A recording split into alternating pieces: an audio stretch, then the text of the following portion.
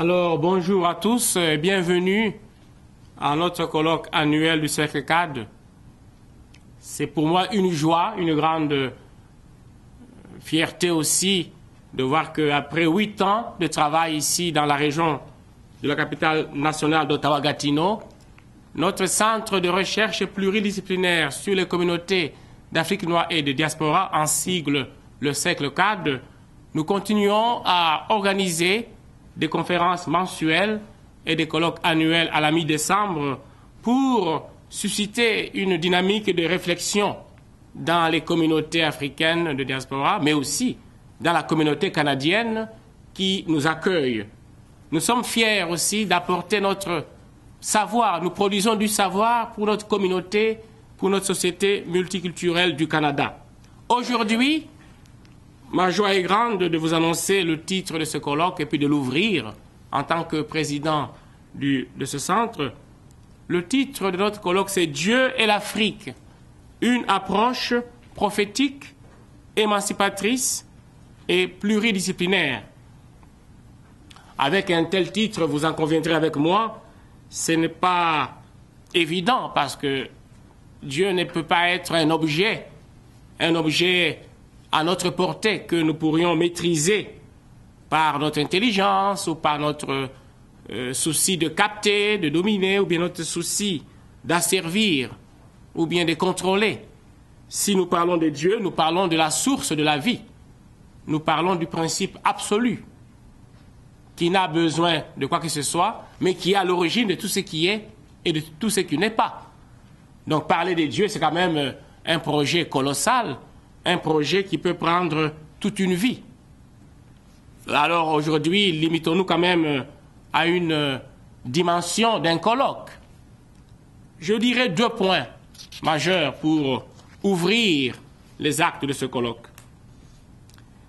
D'abord, parler de Dieu, au moins dans la tradition judéo-chrétienne, c'est aussi parler d'abord d'un Dieu qui se révèle comme un Dieu qui intervient dans l'histoire des hommes pour les libérer des esclavages, des idolâtries et des idoles qui se fabriquent pour passer leur vie, pour esquiver les questions un peu frontales de leur existence, pour surtout esquiver la question du sens de la vie.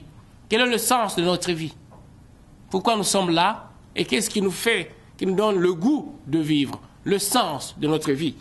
Donc, parler de Dieu dans une perspective biblique, c'est s'inscrire d'abord dans la dynamique d'un Dieu qui prend l'initiative pour se révéler aux hommes. C'est Dieu qui a le premier mot. Donc, parler de Dieu va demander vraiment qu'on renverse la perspective. Parce que c'est Dieu qui nous a créés avant que nous soyons là, et il restera Dieu après que nous ne serons plus là. Comme il dit dans le prophète Isaïe, Fils d'homme proclame, et le prophète dit, que dois-je proclamer? Toute chair est comme l'herbe. L'herbe se fane et la fleur se dessèche quand la parole de Dieu déferle sur elle comme en rafale. La parole de Dieu est éternelle. Les mortels passent, la parole de Dieu est éternelle, la parole de Dieu, c'est celle par laquelle il a créé le monde et par laquelle il nous maintient dans l'existence. Donc parler de Dieu demande vraiment une conversion de regard, conversion de perspective, une transmutation radicale de notre façon de voir les choses. Parce que dès qu'on dit Dieu, on a affaire à un mystère, on a affaire à l'absolu qui fait que nous sommes, mais qui n'a pas besoin de nous. Dans un monde où on ne voit que ce qui est visible et palpable, parler de Dieu, c'est une entreprise déconcertante. Ça nous bouleverse. Ça bouleverse nos repères ordinaires, nos façons ordinaires de voir les choses, de voir le monde et de nous voir nous-mêmes comme vivant dans ce monde. Ça, c'est le premier point. Cette révolution, cette conversion que le mot Dieu induit de facto dès qu'on le prononce. Le deuxième aspect de mon introduction, c'est parler de Dieu, peut-être va très vite nous pousser à parler à Dieu. Parler à Dieu. Et quand on parle à Dieu, on prie. On se met dans une posture de méditation. On se met dans une posture d'invocation de son nom. Parce que Dieu, il crée ce monde par la parole. C'est à travers nos paroles que Dieu aussi parle. Si nous le laissons faire, si nous le laissons agir, et si nous sommes disposés à l'écouter. Parler à Dieu, c'est aussi s'inscrire dans une dynamique d'écoute de la parole de Dieu. La confession de foi juive dit « Écoute Israël, le Seigneur notre Dieu est le Seigneur un. Tu aimeras le Seigneur de tout ton cœur, de toute ton âme, de toutes tes forces. » Parce que Dieu, c'est l'absolu. C'est important aujourd'hui dans un monde où nous croyons qu'il n'existe pas, où nous croyons que c'est seulement nous qui sommes là, et puis nos affaires, nos petits objets, et voilà. Et la vie s'arrête là. Donc parler à Dieu, c'est aussi s'inscrire dans une perspective chrétienne, dans la dynamique de son incarnation. Dans quelques jours, ça sera Noël. Nous, les chrétiens, nous disons que Dieu s'est fait homme. Dieu est né comme un enfant, dans une mangeoire. En plus, ce n'est pas l'endroit le plus luxueux, le plus sexy, ou bien le plus... Donc, je disais que parler à Dieu, dans une perspective chrétienne, c'est entrer dans le mystère de l'incarnation. Et nous allons voir, au moins dans mon intervention, que dans le christianisme, les théologiens vont passer toute leur vie, depuis 2000 ans déjà, pour parler de ce mystère d'un homme qui dit que voilà, celui qui m'a vu a vu Dieu. De toute façon, on sait comment ça s'est terminé. Et pourtant, il passe son temps à dire tout le temps cela. Dieu que personne ne peut voir, il dit oh, celui qui m'a vu a vu le Père. Les disciples disent oh, écoute, là c'est un peu osé. Il dit oui, c'est un peu osé. Si vous voulez vous en aller, allez-vous-en. C'est pas politiquement correct, mais c'est ce que Jésus dit. Donc, un régime dans une perspective chrétienne, ou bien nous disons que ce que Jésus a dit, ou bien nous ne disons rien. On ne peut pas adapter, on ne peut pas faire plaisir. Parce que dans une dynamique chrétienne, la confession de la foi d'un Dieu qui s'incarne, qui meurt sur la croix et qui ressuscite, c'est bouleversant. Aucune religion ne dit ça à part les chrétiens. C'est un peu osé. Et Saint Paul a raison de dire que le christianisme, c'est une folie de la croix. C'est un peu le monde à l'envers. Donc voilà, dans ce colloque, je tiens à remercier depuis 8 ans les gens sans lesquels ce colloque n'aurait pas lieu. Je remercie Mme Isabelle Frappier et son mari Robert Cronier qui, depuis le lancement de ce centre, ont toujours été au rendez-vous.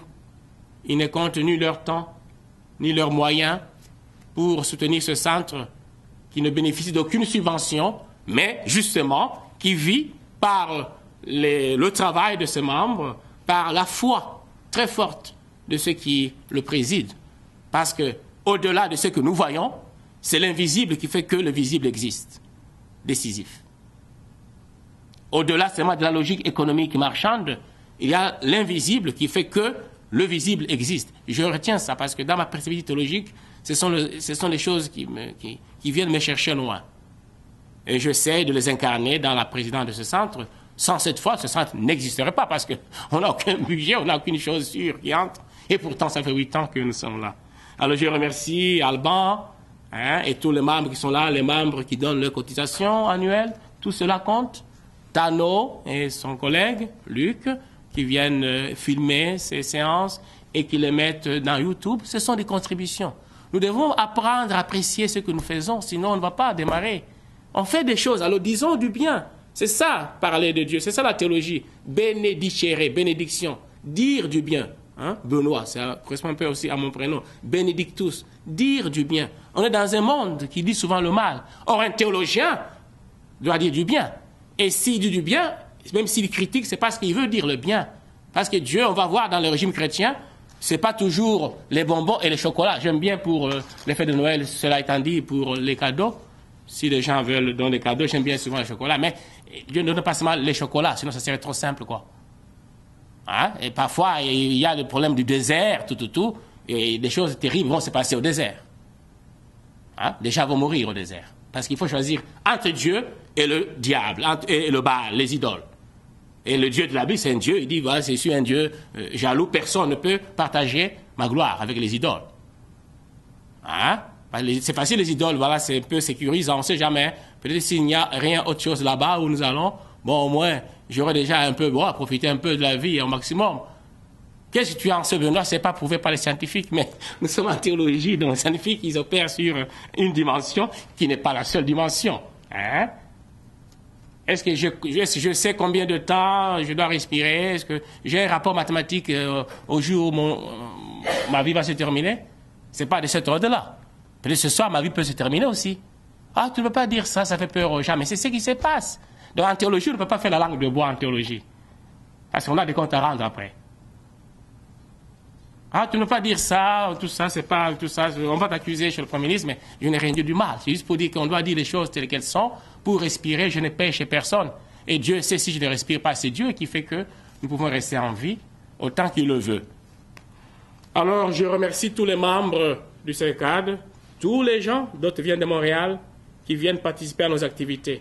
Je remercie aussi les gens qui nous voient dans les ondes, dans YouTube, grâce à ton travail, Tano et à Luc. Et c'est une contribution majeure que nous faisons.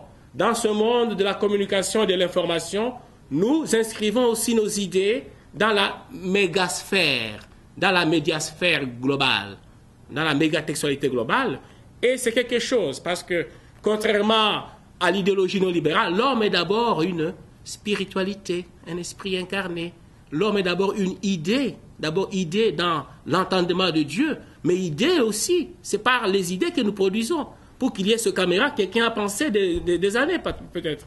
Nous devons changer notre perspective de regarder la vie. C'est d'abord l'idée qui est invisible qui va faire qu'il y a une caméra là. Donc, parler de Dieu, c'est aussi s'inscrire dans la dynamique par laquelle il crée. Dieu dit et cela se fait. Et la théologie va voir le mystère, c'est toute puissance de Dieu. Hein, on va voir chez les prophètes qui m'intéressent de façon spéciale, la puissance de Dieu n'est pas limitée par quoi que ce soit. Surtout pour ses fidèles. On va voir dans le récit de 2 Rois chapitre 2, le récit où le prophète Élie est enlevé. Les théologiens qui interprètent le texte disent que le message de l'enlèvement d'Élie pour dire que la puissance de Dieu n'est pas arrêtée par la mort. Dans un monde où on rase les murs, où on dit voilà, on va m'incinérer, hein, les prophètes vont dire la puissance de Dieu n'est pas arrêtée par la mort. Si c'est Dieu qui a fait tout ce que nous voyons, eh bien, il n'est pas arrêté par quoi que ce soit. Même pas par les médias. Ah, vous savez, mon gars, on ne sait jamais, il n'y a pas de certitude. Oui, c'est ça le problème de la modernité. Aussi d'un certain athéisme qui a été élaboré par des scientifiques ou autre chose, aussi par certains théologiens, inspirés par un esprit qui ne veut pas reconnaître le Seigneur. Parce que Dieu restera toujours un mystère. Pourquoi il a créé des choses, pourquoi tout ça, et pourquoi nous mourrons, qu'est-ce qu'il y a après, quel est le sens de notre vie. Donc un colloque comme celui-ci, c'est aussi un temps de réfléchir, chacun à son niveau, là où nous en sommes par rapport à notre vie spirituelle, par rapport à notre cheminement. Que nous soyons croyants ou pas, nous sommes de passage sur cette terre qui n'appartient définitivement à personne. Et je termine par cette citation du Lévitique au chapitre 25 dans l'Ancien Testament, où Dieu s'adresse aux fils d'hommes, et souvent il les appelle les mortels. Vous tous, les mortels, vous êtes des immigrés sur la terre qui m'appartient. La terre appartient à Dieu. Nous l'avons trouvée, nous allons la laisser, mais qu'est-ce qui reste? Mais ce sont les actes d'amour, de solidarité, de foi que nous aurons posés. Pour la théologie chrétienne, dans l'évangile de Matthieu 25, on dit, au soir de notre vie, nous serons jugés sur l'amour envers les autres. S'il y a un jugement, c'est pas Dieu. Que voulez-vous que Dieu fasse avec nos objets ou bien c'est lui qui a créé tout? Donc, au soir de notre vie, de toute façon, c'est une façon de parler. Donc, en tant que Dieu, je pense qu'il doit voir les choses qui se passent. Et il a la toute-puissance sur ce qu'il a créé. Et il décide de l'arrêt de la vie de chacun quand il le veut. Donc, c'est à lui que doit revenir l'adoration. Un colloque comme celui-ci, Dieu et l'Afrique, je ne vais pas anticiper sur les interventions, mais c'est aussi aux Africains de regarder ce Dieu et d'entrer avec lui dans une expérience, dans une histoire de dialogue. Chez nous en Afrique, on prie tout le temps et partout. Peut-être on peut maintenant faire l'articulation entre cette dévotion et les réalités sociales et politiques. Il ne faut pas que Dieu soit l'opium du peuple en Afrique. Dieu doit être le moteur pour transformer les sociétés africaines. Parce que Dieu, comme dit saint Augustin, qui nous a créés sans nous, ne peut pas nous sauver sans nous. On a une autre contribution. Et quand on voit l'Afrique, beaucoup de pays ont 60 ans d'indépendance. On ne va pas refaire notre colloque, voilà, mais aujourd'hui, qu'est-ce que l'Afrique fait pour rester debout sur la géopolitique mondiale, dans la géopolitique mondiale? Et Dieu, dans quelle mesure il est un facteur de libération, de reconstruction de l'Afrique, ou bien l'opium du peuple?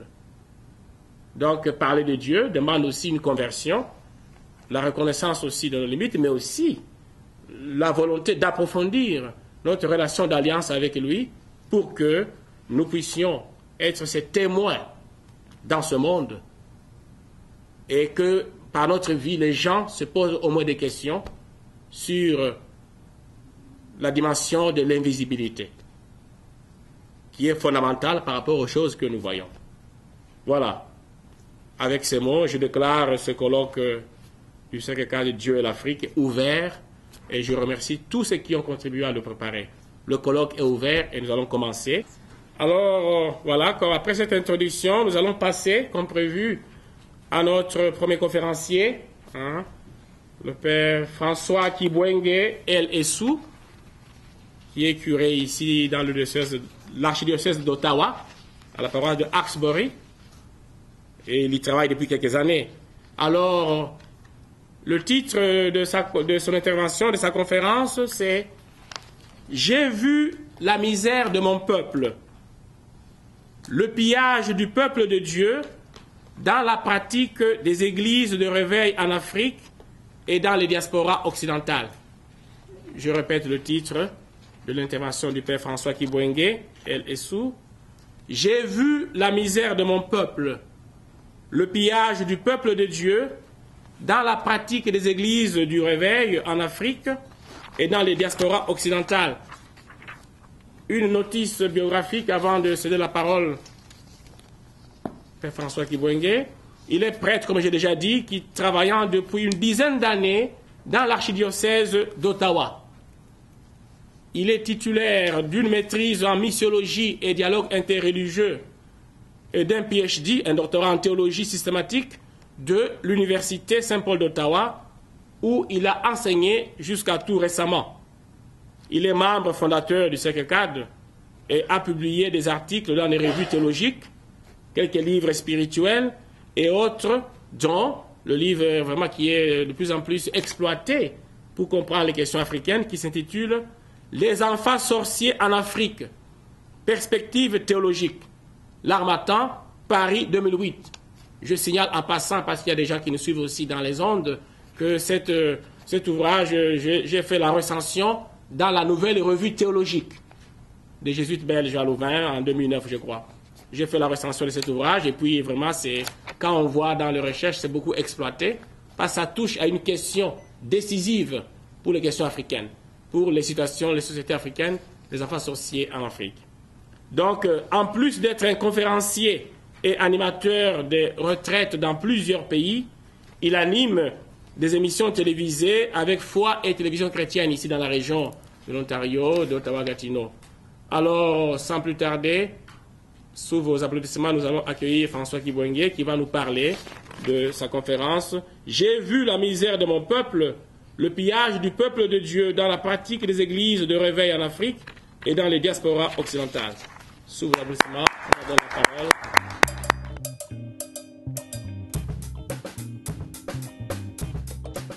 Alors, moi je vous salue aussi. Merci de votre présence, ça prend beaucoup de courage. Je fais beaucoup de tours pour trouver un parking. On peut se perdre dans la grande capitale, surtout nous autres qui venons de l'intérieur. Alors c'est vraiment avec beaucoup de joie et de plaisir que je salue toujours chaque année la tenue du congrès de Cercle cadre, parce que j'estime vraiment que c'est un lieu de réflexion de haut niveau. On prend beaucoup de temps à discuter, parfois avec beaucoup de sentiments, mais il est temps qu'on puisse parler avec la raison, qu'on puisse utiliser l'art de la raison, donc comment je vais dire, la méthode scientifique qui est une méthode objective pour aborder les différentes questions auxquelles fait face notre continent africain. Alors, pour ma part, je manifeste beaucoup d'intérêt sur des questions, évidemment, qui touchent à notre société, Alors, vous comprenez que moi, je les aborde toujours à partir de mon point de vue, à partir de ma compétence, à partir de ce que je suis et de ma formation. Donc, je le regarde aussi en tant que, pas seulement quelqu'un qui est sur terrain comme prêtre, mais aussi comme théologien. Alors, j'essaie de jeter un regard sur des questions actuelles. Juste pour dire que je parle beaucoup parfois des questions qui touchent au mouvement de réveil. En tant que prêtre, ça peut poser des questions. Alors, je voulais faire une mise au point dès le départ. Je voulais dire qu'en fait, pour moi, c'est pas vraiment d'abord une question comme prêtre, mais c'est une question de, comme je disais, de réflexion, une question de raison. Je me suis intéressé à cette question depuis un certain temps. C'est pas un sujet que je choisis au hasard. Déjà en 1999, j'avais écrit un article dans la revue internationale de catéchèse pastorale de Lumen Vitae. C'était la conception de Dieu, la compréhension de Dieu le Père par les Africains. Et dans cet article, j'essayais un peu de faire une esquisse, une analyse dans la façon dont les différents chrétiens, catholiques, protestants et le mouvement de réveil, comment ils abordent la question de Père, la notion de Dieu le Père. Et j'avais l'impression dans mon analyse que la notion de Père infantilise beaucoup les chrétiens africains. C'est-à-dire qu'on a tendance à s'en remettre toujours à Dieu, même quand parfois cela relève de la raison, cela relève simplement de l'être humain lui-même. Donc, au lieu de résoudre les problèmes à notre niveau, on s'en remet toujours à Dieu. Bon, quelqu'un au pouvoir, au lieu de dire notre position sur le plan vraiment scientifique, le plan de la raison, au lieu de dire notre position, on va préférer les sentiments. Alors, et puis aussi l'abnégation. Parfois, on ne veut pas s'engager, on va dire, bon, Dieu va s'en occuper. Hein, on va toujours s'en remettre à Dieu. On dirait une certaine omission dans l'être chrétien en général. Donc, on dirait que la notion de Père, je dis dans l'Église catholique, le fait d'appeler tout le temps le Père missionnaire qui sont arrivés Père, ça a créé un peu comme un esprit de mendicité. On est resté longtemps des chrétiens assistés. Et la tendance continue encore aujourd'hui. Donc, je me suis attaqué aussi bien aux chrétiens catholiques, protestants, que dans le mouvement de réveil, où la notion de Dieu le Père, parfois, infantilise. Non pas parce que Dieu est Père, mais la façon dont nous comprenons cette notion, cette relation de nous, fils, filles de Dieu, avec Dieu le Père.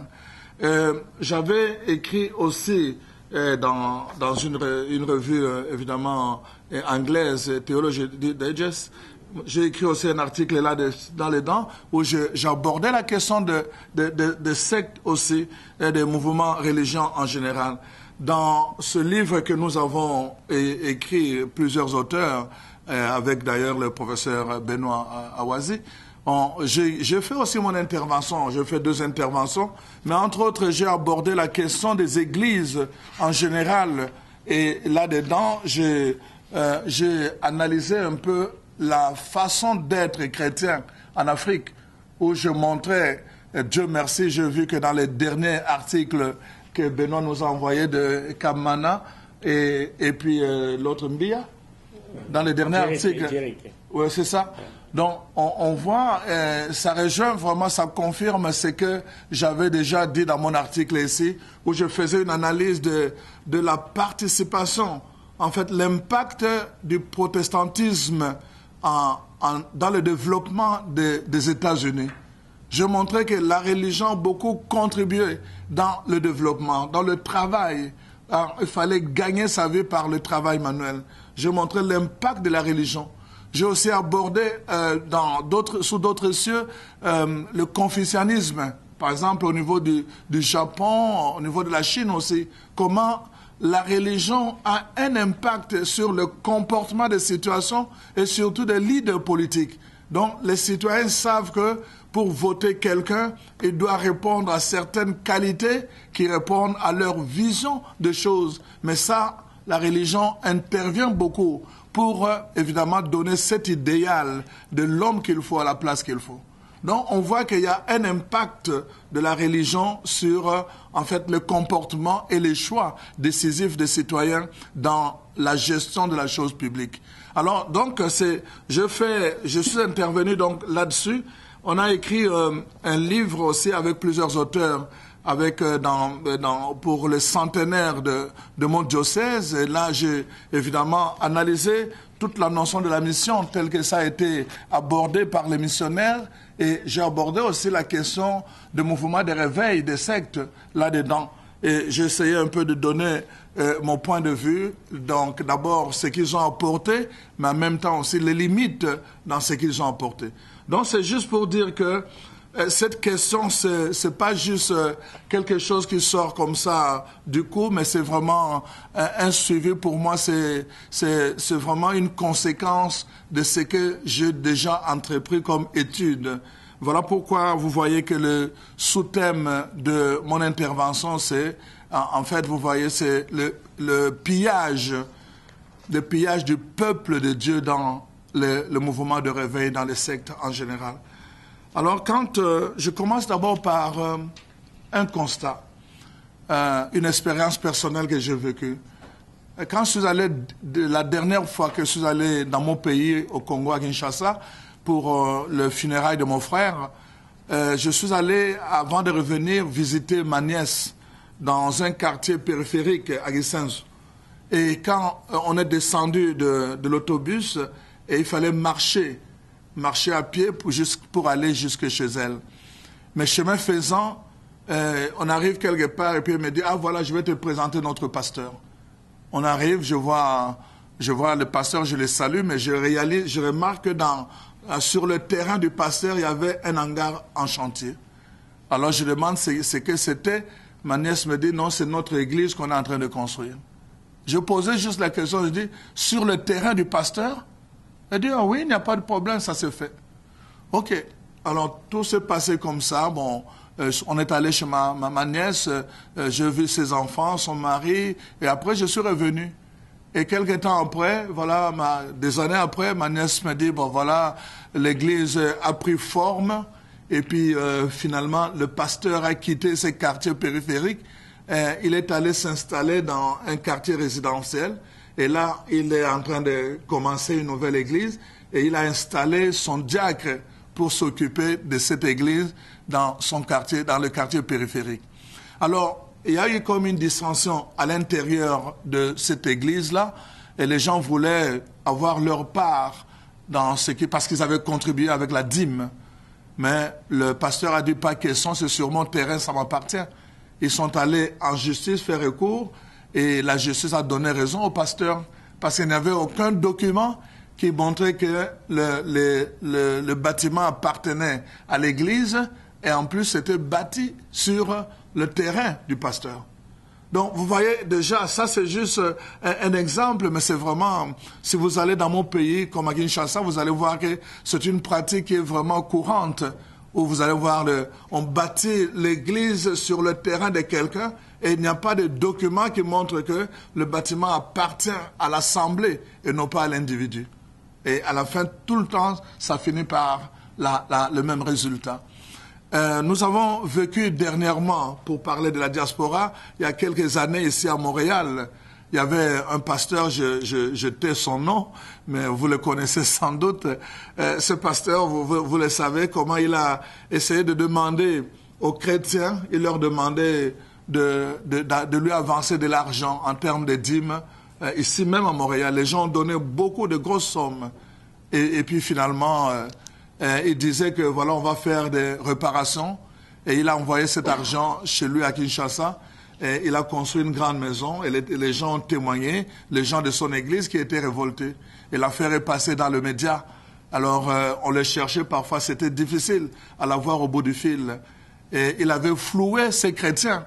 Et on interrogeait, les journalistes interrogeaient les chrétiens à la sortie de l'église. Les chrétiens étaient perplexes. Et le mot qu'ils utilisaient dit, on n'avait jamais pensé que ce pasteur pouvait nous flouer jusqu'à ce point-là. Donc, vraiment, c'était de l'escroquerie. Et c'était le mot qu'ils avaient utilisé. Il s'est servi de son statut d'homme de Dieu. Il s'est servi de l'évangile pour escroquer non pas des gens de dehors, mais ses propres fidèles. Nous avons vécu dans mon pays, pour terminer un exemple, nous avons vécu dans notre pays un exemple encore très frappant dernièrement, je dis dernièrement, c'est-à-dire ces 2 dernières années, avec un homme qui est revenu, qui a été refoulé de l'Europe et qui est revenu et qui s'est autoproclamé prophète, prophète laissé. Et voilà que ce gars-là a commencé, du jour au lendemain, il a commencé à utiliser les méthodes des grands pasteurs américains, où les gens pouvaient aller mettre juste leurs mains à l'écran pour recevoir des bénédictions, pour recevoir une guérison. Et vraiment, il rejoignait beaucoup de gens. Les gens, dans un milieu où les gens sont en difficulté, évidemment, ils cherchent des saluts par tous les moyens. Et voilà que finalement, donc, ce soi-disant prophète, avec le temps, a commencé à entrer, à pénétrer dans le monde politique et à se faire des amis. Et là, la suite, pour résumer la chose, finalement, il a commencé à se lier d'amitié avec l'entourage du président. Et à cause de cela, il a commencé à promettre des postes ministériels à certaines personnes, en disant, moyennant évidemment des échanges, vous me donnez ceci, et moi je vous promets, je vais vous obtenir un poste ministériel. Alors tout allait bien pour lui, jusqu'à la dernière minute où un ministre se sentait en danger, et il est allé le voir, et puis finalement il lui a promis, il dit non, j'irai voir moi-même le président pour arranger la chose. Et finalement il est tombé dans une situation de bassesse pour un homme de Dieu. Et voilà, finalement, il a été arrêté, dénoncé d'abord publiquement. Et il a été arrêté, on a fait une perquisition chez lui, on a trouvé tous les détails qu'on peut simplement qualifier de vol. Un vol organisé par un homme de Dieu avec comme instrument l'évangile. Alors donc, c'est vraiment cela qui m'a amené un peu à aborder mon sujet en termes de pillage. Le mot pillage, vous savez, c'est d'abord un terme politique. Le pillage du peuple de Dieu, en fait, m'a été inspiré par René Devich, qui a écrit, vous le savez, son article « Le pillage de Jésus-Christ à Kinshasa ». Alors, il faisait une analogie. Dans la ville de Kinshasa, au Congo, la République démocratique du Congo, il y a eu beaucoup de pillages. Et tous les pillages se faisaient toujours dans des périodes de crise politique. Le peuple se révoltait et il allait piller les gens qui avaient beaucoup de moyens. C'était en fait comme lui-même explique, les gens voulaient posséder ce qu'ils n'avaient pas, mais ce qu'ils enviaient de l'autre.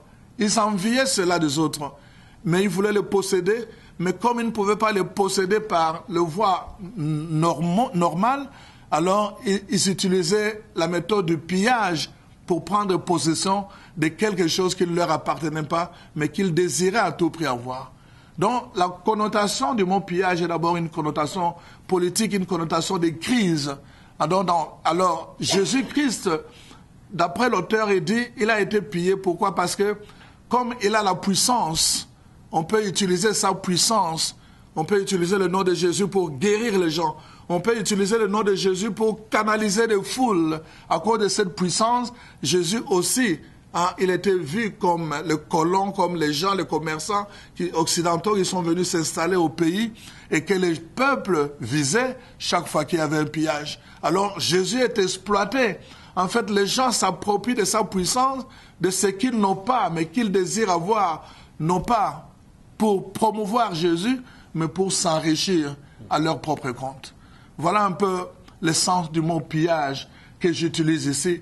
Lui l'a utilisé pour Jésus-Christ, mais moi je voudrais montrer que ce pillage s'est étendu même au niveau du peuple de Dieu. En général, c'est le pauvre qui pille les riches, mais ici, dans le contexte, voilà, le pauvre est en train de piller l'autre qui est pauvre aussi. Quelqu'un qui est en situation de pauvreté, qui devient pasteur, et quelque temps après, il s'enrichit sur le dos des gens qui sont pauvres, par le moyen qu'on connaît, la dîme, les promesses, la théologie de la sémence, de la prospérité et tous les autres moyens qui sont bons pour arracher même vraiment les derniers sous aux gens qui sont déjà pauvres et finalement sur, non pas le dos de l'Église, mais de l'individu qui est le pasteur. Voilà dans quel sens j'entends vraiment la notion de pillage du peuple de Dieu par les leaders, par le pasteur dans le mouvement de réveil. Alors donc, c'est vraiment ça d'abord que je voulais dire. Vous savez que quand vous lisez l'histoire des religions, vous allez réaliser que les témoins de Jéhovah sont nés après la guerre mondiale, la première guerre mondiale. C'est vraiment de là qu'est né le mouvement des témoins de Jéhovah. Ils venaient avec un message qui annonçait en fait un message d'espérance. Il annonçait aux gens qu'il y aura un nouveau gouvernement qui sera établi par Jésus lui-même. Et ce gouvernement-là, il y aura la justice, il y aura la paix. Dans une période où les gens étaient vraiment vivaient dans la disette, dans la pauvreté totale et faisaient face à toutes sortes de maladies, évidemment, le message était vraiment bienvenu parce que ça répondait à un désir profond. Les gens avaient besoin justement d'entendre un tel message. De sorte que les témoins de Jéhovah, ce mouvement-là s'est étendu beaucoup plus facilement en cette période-là parce que ça répondait à un besoin réel. Et vous savez combien de fois ils ont annoncé la fin des temps? Combien de fois ils ont annoncé la fin de ce monde? Et tout le temps s'est remis à plus tard. Mais dans leur intention, en fait, ils voulaient juguler une crise qui était réelle. Et évidemment, ils se sont servis de la parole de Dieu, du nom de Dieu. Alors, je me pose la question, évidemment, avec un sociologue congolais qui est en Belgique, qui a fait aussi beaucoup de recherches sur le genre de la diaspora, la religion telle que vécue par le gens de la diaspora en Occident, en Belgique. Dans son étude, évidemment, il soulève cette question. La question qu'il pose, est-ce que, premièrement, la pauvreté fait-elle le lit de la religion? Parce qu'il remarque que, dans son enquête, qu'en Belgique, par exemple, dans la plupart des mouvements qu'on appelle des sectes, des mouvements de réveil, des petites églises qui sont autonomes avec un pasteur et sous la direction d'un pasteur, il a remarqué que les gens qui fréquentent ces églises-là, en général, sont des gens qui vivent dans la pauvreté. Les gens qui viennent de l'Afrique et de l'Amérique du Sud. Il a remarqué vraiment dans son enquête que c'est vraiment ça la clientèle.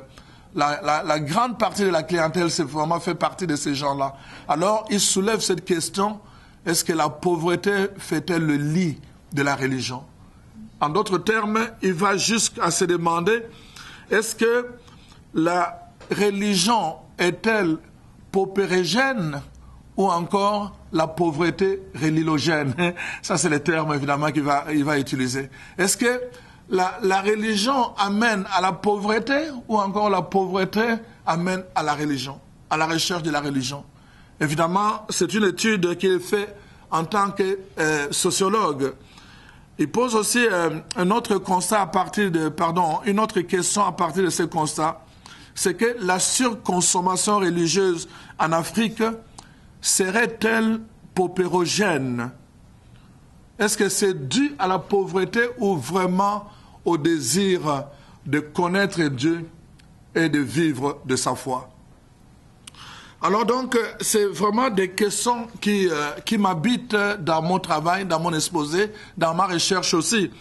Vous avez vu, j'ai fait allusion à ce que j'avais déjà écrit. Quand on regarde les autres religions, par exemple le protestant, le calvinisme, quand on regarde ces religions-là, même d'autres religions non chrétiennes, quand on regarde l'impact qu'ils ont eu sur le développement de pays, on peut se demander un peu la portée de tous ces mouvements de réveil par rapport justement au développement. J'ai commencé à donner le titre général de mon exposé « J'ai vu la misère de mon peuple ». Pourquoi? Parce que j'ai inscrit mon exposé dans la perspective de l'Exode. L'Exode, c'est vraiment l'histoire de la libération d'un peuple qui est demeuré 400 ans esclave de notre peuple. Esclave pendant longtemps et qui avait assimilé cet esclavagisme pour en faire une mentalité. Un peuple qui commençait à développer la mentalité d'esclave. Dieu lui-même voit cette misère. Dieu lui-même prend la décision d'intervenir. Et il dit, j'ai vu la misère de mon peuple. J'ai décidé d'intervenir, de les libérer. L'Exode, c'est le programme de libération de Dieu, du peuple de Dieu, par Dieu lui-même. En d'autres termes, le Dieu de la Bible, le Dieu de la révélation, c'est d'abord un Dieu qui est fondamentalement libérateur. Quand on regarde à ceux qui ont eu la chance de parcourir les livres du professeur Benoît Awazi, le Dieu crucifié en Afrique, c'est vraiment toute la question qu'il soulève là. La question de la libération est soulevée par plusieurs auteurs. On le voit, Kamana et les autres reviennent là-dessus. Notre Dieu, le Dieu révélé, c'est un Dieu qui s'inscrit fondamentalement dans la perspective de la libération. À partir du moment où un mouvement religieux, même en se basant sur le nom de Dieu, sur la parole de Dieu, n'amène pas le peuple à expérimenter cette libération holistique, pour utiliser vraiment les termes chers à notre cher Benoît, vraiment, je me dis, moi je m'inscris en faux par rapport à cette religion, à ces mouvements religieux. Notre Dieu, le Dieu de la Bible, c'est un Dieu fondamentalement libérateur. Alors, vraiment, je voudrais m'en tenir à cela pour vous dire d'abord que c'est vraiment ça que j'analyse. Le Dieu de la Bible, c'est un Dieu qui libère depuis le commencement. Le programme de l'Exode, c'est un programme de libération. Dieu lui-même choisit quelqu'un qu'il met comme guide pour amener le peuple à sortir de l'esclavage. Lui-même va intervenir avec les fléaux en Égypte pour convaincre Pharaon de libérer, de laisser aller le peuple. Et voilà, donc on voit Jésus lui-même, quand il vient comme le Dieu qui sauve, son nom signifie Dieu sauve. Mais quand Jésus entre dans le temple, le premier livre qu'il va prendre, c'est le livre d'Isaïe 61. Et il va se donner cela comme un programme d'action. Il va dire, l'Esprit du Seigneur est sur moi, il m'a envoyé proclamer la bonne nouvelle. Donc la première partie vraiment du ministère de Jésus, c'est la proclamation, l'annonce de la parole de Dieu. Et la deuxième partie du ministère de Jésus, on le voit, est dit, libérer le captif et délivrer le prisonnier. Libérer les captifs et délivrer les prisonniers. Donc même Jésus s'inscrit dans cette perspective-là de libération et de délivrance. Il ne s'agit pas simplement de délivrance personnelle d'une maladie ou de quelque chose de personnel, mais c'est aussi un programme d'un peuple. D'un peuple. Dieu voudrait libérer un peuple, pas simplement une personne, un individu. Il voudrait libérer un peuple. Donc, nous devons, en fait, dans ça c'est ma conviction, la religion telle que vécue, ou le message évangélique tel que vécu, du point de vue biblique, doit toujours s'inscrire dans la perspective d'une libération holistique, mais une libération aussi globale, c'est-à-dire qui vise le peuple tout entier. Quand nous regardons la Bible dans son ensemble, je le dis souvent, la Bible c'est un livre politique. On a tendance à le souscrire simplement dans la perspective religieuse. Mais la Bible c'est un livre politique. Quand on parle de la Bible, on parle de la loi. On parle d'un peuple. On parle de la loi qui est une constitution. Donc il y a une conduite. On parle d'une gouvernance, la façon de gouverner. Un roi, des prophètes, des prêtres, des gens qui sont installés pour assurer la survie, pour assurer l'intégrité, pour assurer le bienfait, le bonheur et la destinée du peuple de Dieu. Il y a une gouvernance, la Bible. Donc c'est un livre aussi politique, ce n'est pas simplement un livre religieux. On ne peut pas se soustraire de la politique de façon générale sur le plan théorique, et dans la pratique, on va encore consulter les mêmes personnes, faire alliance avec les mêmes personnes pour aller chercher des intérêts personnels. Donc voilà ce que je voulais vraiment, et ce que je défends dans mon exposé, le pillage du peuple de Dieu. J'ai apporté ici, j'ai trouvé sur Internet beaucoup d'articles qui me soutiennent évidemment dans ce pillage. La formulation le pillage du peuple de Dieu est basé évidemment, comme je viens de le dire ici, sur toute la théorie de la dîme. Si vous regardez actuellement, j'ai pris beaucoup de temps pour regarder. Maintenant, les pasteurs entre eux, il y a beaucoup de conflits, beaucoup de discussions qui se passent maintenant sur Internet à propos de la dîme.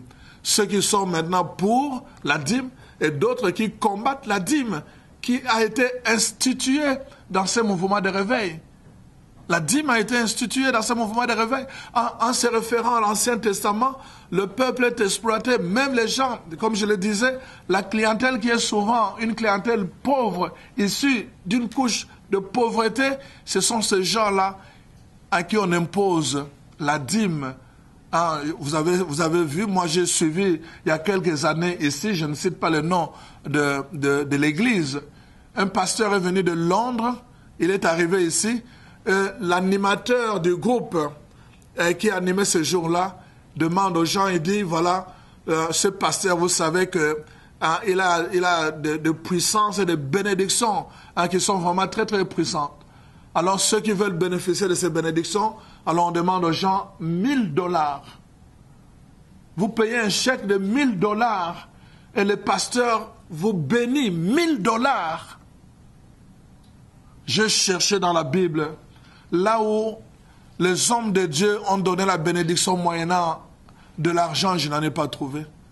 Même Paul, vous le savez, quand l'autre là, le magicien, est venu lui demander, comment il s'appelle, Simon le magicien, est venu lui demander s'il pouvait lui donner un peu de sa puissance, et moyennant quelque chose.